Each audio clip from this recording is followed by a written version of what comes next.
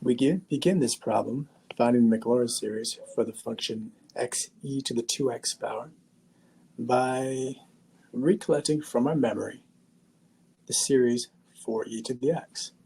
This series should be one of your 4 memorized series. This is it in summation notation, and for e to the x, this is its interval of convergence. So we need to progress through transformations and products from this known series to this one. We'll begin by doing the 2x in the numerator. Everywhere we see an x, we are going to input 2x. There, and there, there, and there, etc.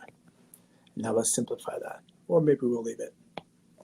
Drawing your attention up here, we now have a series for this part. So now all we need to do is multiply that series by x.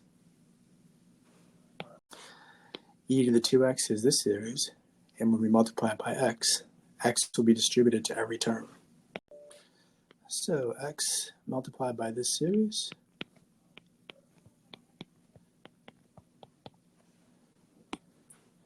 and now we have the first 4 terms of the series for x e to the 2x. Let's go ahead and simplify a little bit.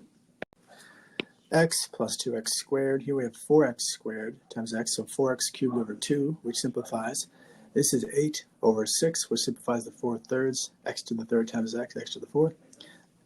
This is 16 over 24, which reduces the 2 thirds, and that's x to the 4th times x, so 2 thirds x to the 5th, etc. So the first 4 terms are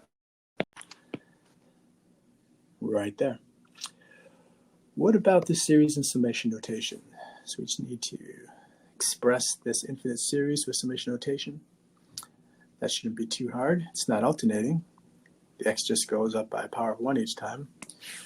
And, all right, to figure out how to do the rest, let's get to it. So far we have this.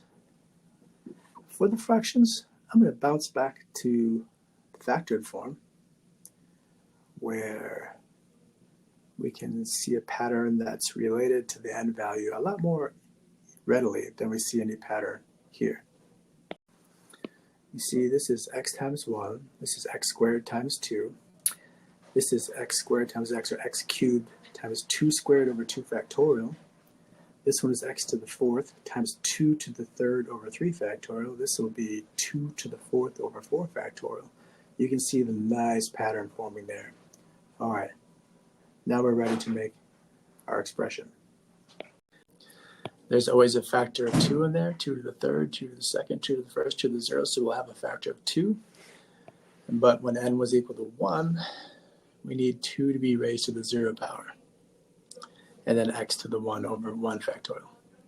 When n is 2, 2 is raised to the 1 power, correct, x squared over 1 factorial.